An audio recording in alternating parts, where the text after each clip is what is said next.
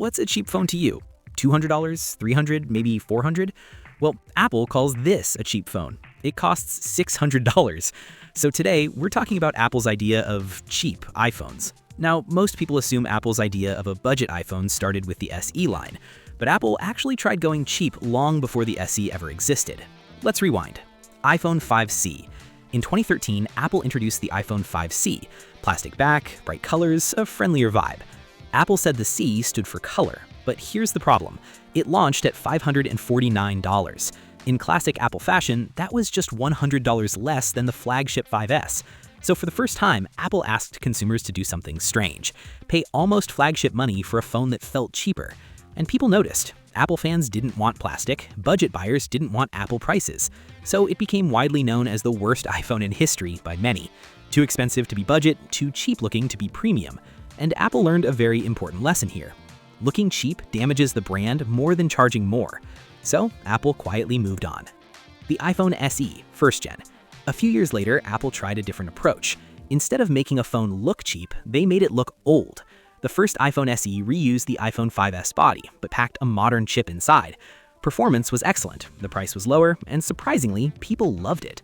Because this time, Apple didn't ask users to accept a cheap-looking phone, they asked them to accept an older one.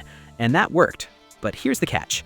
Apple never treated the SE like a real strategy. It wasn't marketed aggressively, it wasn't updated regularly, so it ended up more like a side project than a commitment. This SE succeeded not because Apple believed in budget phones, but because they accidentally delivered good value. And that distinction matters, because next they brought the iPhone XR. Apple called it more affordable, not cheap, just less expensive. It had a single camera, an LCD display, fewer premium features. And yet, it launched at $749. That marks the most expensive cheap iPhone they've ever made. It was like it was just a budget phone on paper with worse specs. Unbelievable. This is where Apple fully redefined what budget means. Instead of lowering prices, Apple started lowering expectations. You got a controlled experience, carefully limited so it wouldn't threaten the flagship X and XS series. And the XR only started making sense after price drops or when Apple discontinued older models to force people into it. That's a recurring pattern you'll see again. The iPhone SE, second and third gen. With the second and third generation SE, Apple doubled down on reuse. Same iPhone 8 design, same massive bezels, same LCD screen, same small battery. Yes, the performance was great. Yes, software support was excellent. But let's be honest, these phones already felt outdated on launch day. And anyone who wasn't a blind Apple fanboy would agree that these phones are massively overpriced considering how outdated they feel. Apple stopped asking, how do we make a great budget phone? They started asking, how long can we keep selling this design? And each year, the value proposition got weaker. What once felt like a smart compromise slowly started feeling like neglect. Enter the iPhone SE 4th gen. Oh, my bad, the iPhone 16e.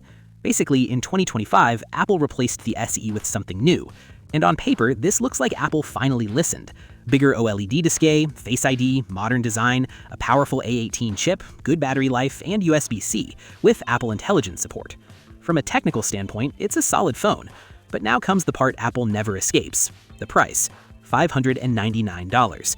That's a huge jump from the SE line, and it puts the 16e directly against phones that offer way more features for less. And then there's this, the notch.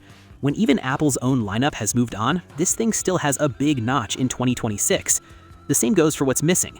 No ultra-wide camera, not just in this, but till date in these cheap iPhones. No MagSafe, no Qi 2, no ultra-wideband chip, no mmWave 5G. Apple just can't resist making these budget iPhones intentionally make the users feel like second-class iPhone users.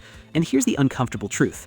Apple never made cheap iPhones, they just made them less expensive iPhones.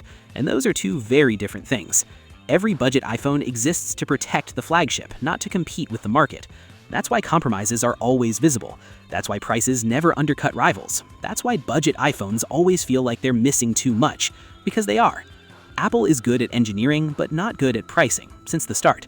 And their position has always been clear. If you want the full experience, pay more. So if you've ever wondered why budget iPhones feel like a compromise, why they're never truly cheap, or why Apple keeps redefining what affordable means, now you know. And if this video helped you see Apple's strategy a little more clearly, hit like, subscribe, and I'll see you in the next one.